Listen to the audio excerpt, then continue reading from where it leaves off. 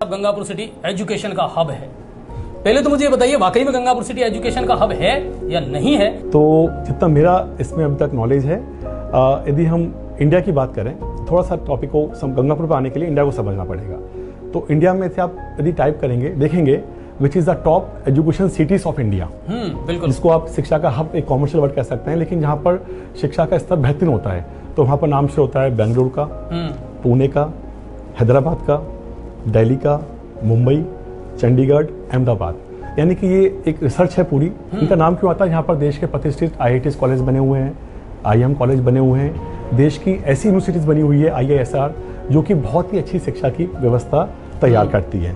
तो कहीं ना कहीं उस शहर को उससे एक्सपोजर मिलता है, पहली बात। दूसरी बात यदि हम समझना चाहें इस टॉपिक के अंदर कि वो कौन से पैरामीटर्स होते हैं जो किसी भी शहर को या संस्था को एक टॉप एजुकेशन इंस्टीट्यूट कैसे मिलता कैसे, तो उसके लिए यदि हम बहुत ही कंक्लूसिव बात करें, सिंपल वर्ड्स में बात करें, तो वो 4-5 पैरामीटर्स होते हैं। सबसे पहले किसी भी एजुकेशन इंस्टीट्यूट के अंदर रिसर्च और डेवलपमेंट में कितना काम होता है। आज जो भी कोर्स आप पढ़ा रहे हैं, सिलेबस पढ़ा रहे हैं, क्या वो कॉपी पेस्ट हो रहा है या उस पर कुछ ना कुछ डे बाय डे नए प्रयोग किए जा रहे हैं, पहला पॉइंट।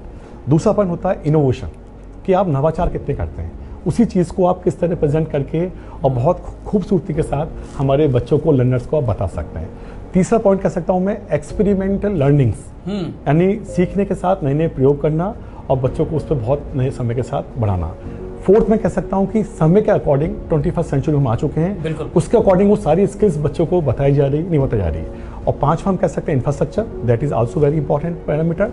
6 में कह सकता हूँ वहाँ फैकल्टीज का लेवल, वहाँ जो टीचर्स पढ़ा रहे हैं उनका माइंड सेट क्या है। It is not about the big packages, it's about जो टीचर्स वहाँ पढ़ा रहे हैं उनका जुड़ाव दिल के साथ उस संस्था में उनके बच्चों के साथ है कि नहीं। ये यदि ब्रॉडली हम बात करें तो 7-8 पीटर्स को हम रिव्यू करेंगे तो किसी भी संस्था को या उस शहर के सिस्टम को हम समझ सकते हैं। That is my first point. तो मेरा मानना है कि इन सब पॉइंटों पर हम विचार करेंगे। इसके बाद दूसरा पॉइंट सबसे महत्वपूर्ण जो आता है वो आता है, मैं कह सकता हूँ कि हमारे देश की नीति क्या कहती है शिक्षा को लेके। यदि वो नीति हमारी कुछ और कह रही है और हम कुछ और पढ़ा रहे हैं तो वो मैच नहीं हो पाएगा। लॉन्ग टर्म में आप एक शिक्षा का हब के बारे में जो बात करते हैं वो हम नहीं बना पाएंगे। तो मुझे लगता है कि देश में जो अभी 2020 की NEP पॉलिसी आई है, जो पूरे देश को एक बहुत नई दिशा देने वाली है, उसके एक्सपेक्टेशन है, जो उसका इम्प्लीमेंटेशन है, उसके साथ हमारा इंस्टीट्यूट, चाहे हम स्कूल हैं या कॉलेज में हैं, वो कितना मैच कर पा रहा है। यदि उस डायरेक्शन हम चल पा रहे हैं तो कहीं ना कहीं भविष्य में उसको एक शिक्षा का एक बड़ा सेंटर के रूप में हम उसको देख सकते हैं। और इसके साथ साथ में अभी सेंट्रल गवर्नमेंट ने बहुत ही अच्छी कोचिंग की गाइडलाइंस भी निकाली है, उसको भी देखना बहुत ज़रूरी है।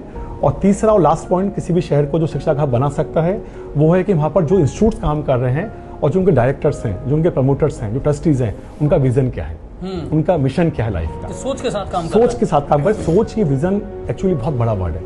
आज हमारे देश के प्रधानमंत्री जी हैं तो वो एक सोच के साथ काम कर रहे हैं। पहले जो सरकार थी उन्होंने अपने हिसाब से काम किया। तो जब तक आपके सामने एक विजन नहीं होगा और उस विजन को लेकर जो व्यक्ति उस पर काम कर रहा है उनके लिए वो मिशन नहीं बनेगा, तब तक आपको एक बहुत लंबे टर्म में एक अच्छे परिणाम नहीं मिल पाएंगे।